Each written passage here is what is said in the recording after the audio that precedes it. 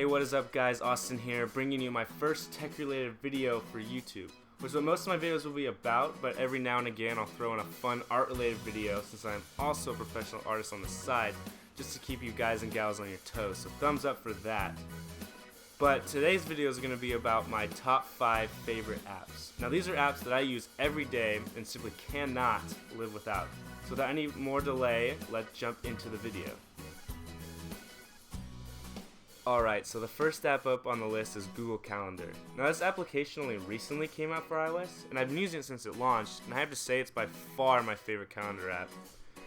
It has a slick, clean design based after Google's new material design language, which they introduced not too long ago. It's colorful, bright, and simply a joy to look at. I especially enjoy the subtle animations between the months. It creates a nice fluid experience. You're also able to color coordinate each of your events, which makes it super easy to keep things organized, which is a big plus in my book because I'm not a very organized person. And sometimes you even get a little cartoon for your event. For example, if you created an event called Dance, when you go back to your agenda, you would see some cool looking dance shoes instead of just a blank color. Overall, Google Calendar is a fantastic app, and I definitely recommend you check it out if you're in the market for a new calendar app.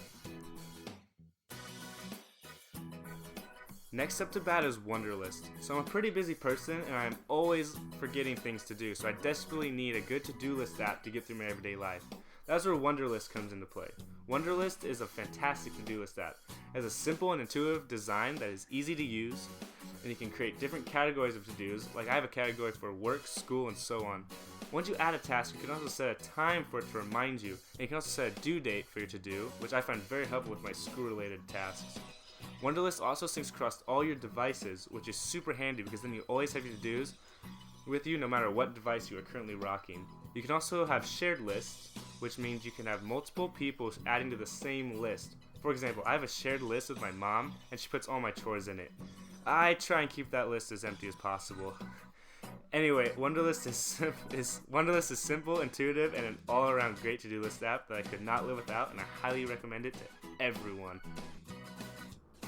Next up is Simple Note. As the name suggests, Simple Note is a bare-bones, straight-to-the-point note-taking application.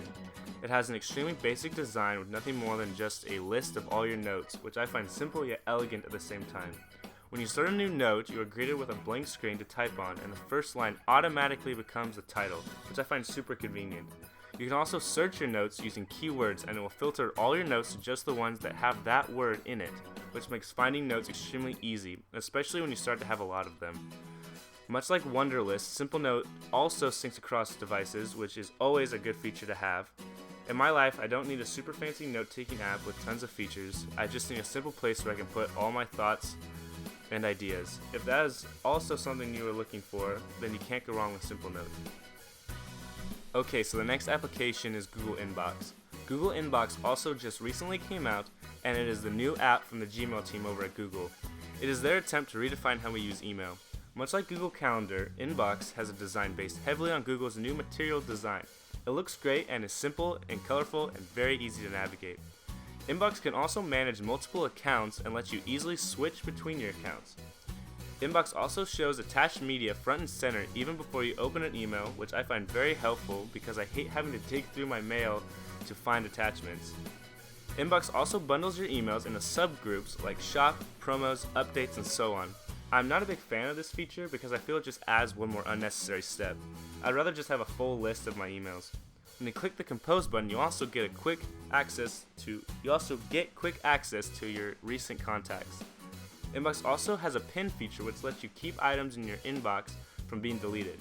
You can also filter your inbox to just pinned emails with the toggle switch at the top of the application. Overall, Google Inbox is a great email client that I definitely recommend you check out. Now on to our final application, and definitely the one that I use the most, Google Play Music. Now I'm always listening to music, whether I'm doing schoolwork, working out, or simply just relaxing at home, I'm always listening to music. So a while back, I decided to invest into a music streaming service. I looked at most of the top contenders like Spotify, Beats Music, and of course Google Play Music, and I ultimately decided on Google Play Music because it had a few features that I found very compelling. For one, it is from Google, and if you haven't been able to tell from this list so far, I am very much invested in the Google services. So the fact that my music would be on my same Google account as my other services was a big plus. I also just found the design much more appealing than that of the competition. And being a Google service, Play Music is also based off of material design and has subtle animations baked in throughout the user experience to make for a great user experience. Also, when you subscribe to Google Play Music, you get access to ad-free music from music videos on YouTube, which is pretty cool. It will also notify you if a song you're listening to has an accompanying music video by putting the YouTube icon in the center of the music player. I also found that Google Play Music offered more of the music I was looking for, such as cover artists and lesser known bands that other streaming service didn't seem to have, so that was a big win in my book. Anyways, Google Play Music is a solid streaming service with a lot of killer features, and if you are currently in the market for a music service, I would strongly suggest you give Google Play Music a try. Alright guys, that'll do it for this video, and I hope you enjoyed, and if you did, don't be shy about hitting that subscribe button, because I'm definitely going to have more to come. You can also follow me on social media, and all of those links will be down right below that like button.